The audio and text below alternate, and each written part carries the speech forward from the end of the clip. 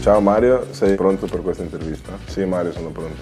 Ok. Avevi 15 anni quando l'Italia ha vinto il mondiale nel 2006.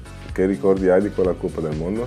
Ero in centro con i miei amici e eravamo a guardare la partita al maxi schermo a Brescia e abbiamo fatto una bella festa.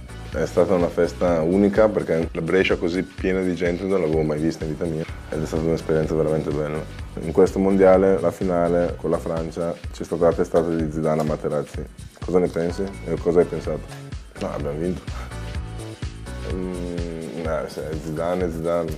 Avrei chiesto il rosso, però non puoi dire niente, Zidane. Quanto è stato importante credere in te stesso per arrivare dove sei adesso? E hai sempre creduto di essere destinato ad andare ai mondiali? No, io ci ho sempre creduto, è il sogno di tutti i bambini andare al mondiale, quindi cominci a giocare al calcio sognando il mondiale. Sono stato bravo e anche ho avuto la fortuna di essere qua. Euro 2012 è stato il tuo primo torneo internazionale che hai giocato. È stato davvero così difficile per te?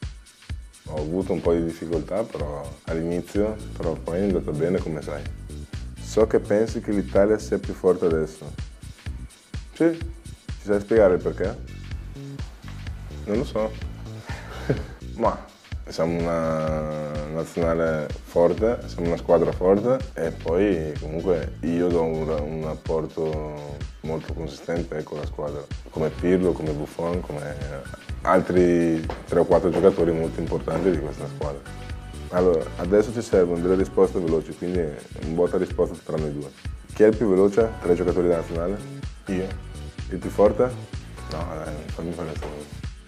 Tu lo sai, dai. Più tecnico? Anche questo lo sai. Più simpatico? Anche questo lo sai. Più figo? Beh, questo è normale. No, dai. Il più bello?